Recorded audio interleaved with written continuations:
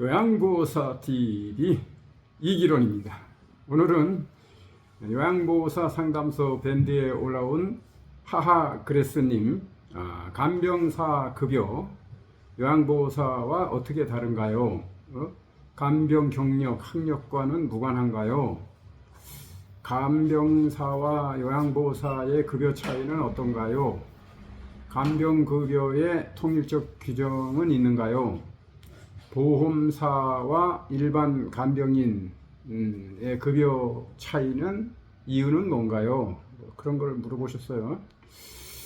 근데 간병인은요, 간병사라고 좀 높여 부르기는 하는데, 그 자격증이 없어도 돼요.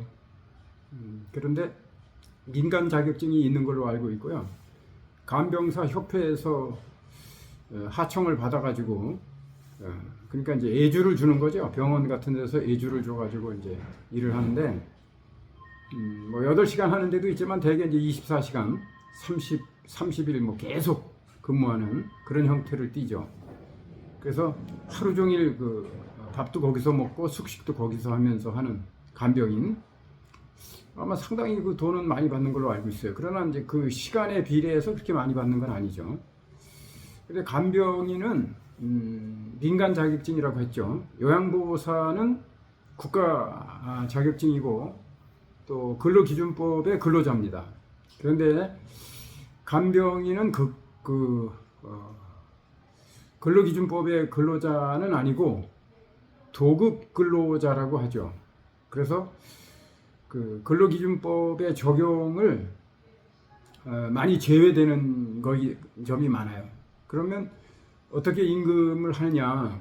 그건 계약하기 나름입니다. 물론 최저임금 법을 적용받기는 하지만 24시간 다 들어가 있는데 24시간 다 그걸 근로다 이렇게 할 수는 없어요. 그러니까 그걸 도급이라는 거 퉁쳐서 얼마 이렇게. 예? 예. 그러니까 뭐 잠자는 시간 빼고 뭐 밥 먹는 시간 빼고 뭐 이런 거. 그래서 뭐 휴게 시간 규정 이런 거는 없어요. 그래서 이걸 도급 근로자라고 하고 도급 근로계약서를 쓰죠. 근로계약서에 어떻게 써 있느냐에 따라서 그거는 결정이 돼요. 물론 최저임금의 적용은 받는다고 하지만 실제로는 못 받는 거죠. 왜냐하면 24시간 전부 그 근로로 인정하지를 않기 때문에 결국은 법에 의한 것이 아니고 도급이니까 이만큼 일하면서 얼마를 받아라 하는 그 근로계약이 가장 중요합니다. 근로계약이. 그렇지만은 여러분이 근로계약을 맺을 때 그 간병인 협회에서 하죠. 병원하고 직접 하는 게 아닙니다. 그렇기 때문에 간병인 협회에서 하라는 대로 할 수밖에 없어요. 하라는 대로 할 수밖에 없으니까 상당히 불리하죠.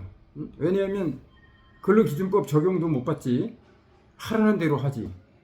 그러니까 그거는 상당히 불리할 수밖에 없어요. 우리 요양보호사는 사측에서 하라는 대로 하지만 그래도 근로기준법에 적용을 받으니까 연차도 있고 주휴도 있고 또 최저임금법도 적용받고 그 여러 가지 그 근로기준법을 준수하기가 만만치 않습니다. 그래서 요양원은 구조적으로 근로기준법을 많이 위반해요. 그래서 노조가 한 명도 단체 교섭에 들어가면 감당하기 어렵습니다. 왜냐하면 그 약도 투약도 안 한다. 또 그 퇴근 후 출근 시간 최소 11시간을 둬야 돼요. 그런데 퐁당당은 어떻습니까? 퇴근 후 바로 출근하는 거잖아요. 이틀이니까. 이틀을 연속해서 일을 하니까 원래 이게 3일 연속해서 일하는 거거든요. 3일. 24시간이니까. 3일을 연속해서 일하는 건데 3일을 쳐주지도 않고 이틀만 쳐주면서도 바로 들어가니까 그거는 11시간의 휴식 시간, 휴게 시간하고는 달라요. 이건 이제 퇴근하고 출근하는 시간을 최소한 11시간을 둬야 되는데 1초도 여유 없이 들어가는 거죠. 또 주주야야 비비도 마찬가지입니다. 야야 사이가 그 퇴근이 09시에 이루어지고 출근이 18시에 일어나잖아요. 18시에 출근한단 말이에요. 그 사이가 9시간밖에 안 돼요. 9시간밖에 안 되면 그게 근로기준법을 위반하는 거죠. 왜? 11시간을 줘야 되니까. 그러니까 노조가 들어가면 이거는 뭐 강제니까 출근 시간을 늦추든지 퇴근 시간을 빨리 해야 된단 말이에요. 근데 이걸 감당할 수가 없어요. 요양원은. 그리고 일주가 7일인데 요양원에서는 주주야야 비비 퐁당당 전부 다 6일로 갑니다. 물론 퐁당당은 3일이라고 하지만 그걸 겹치면 6일이잖아요.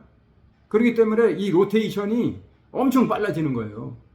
그래서 그 휴무 시간도 상당히 작고, 말하자면 그 주주야야 비비의 비비 이게 48시간밖에 안 되잖아요. 그런데 주 5일 근로자들, 공무원 근로자들, 그 저 요양원에 같이 있는 그 직원들, 간호조무사들, 또 사복 이런 사람들의 비비에 해당하는 주말은 63시간입니다. 왜? 금요일 날 18시에 퇴근해서 월요일 날 09시에 출근을 하잖아요. 그러니까 09시와 6시간 합치면 15시간이 우리는 빨리 들어가는, 15시간 못 쉬고 들어가는 거예요. 15시간 도둑질 맞는 거죠. 이런 점에서 요양보호사가 바쁜 게 그런 거예요. 비비, 이틀을 쉰다고 하지만 6일 일하고 이틀 쉰다고 하지만 실제로는 이틀 쉬는 거 아니에요. 그 주말에 이틀하고 요양보호사 이틀 다르다니까요.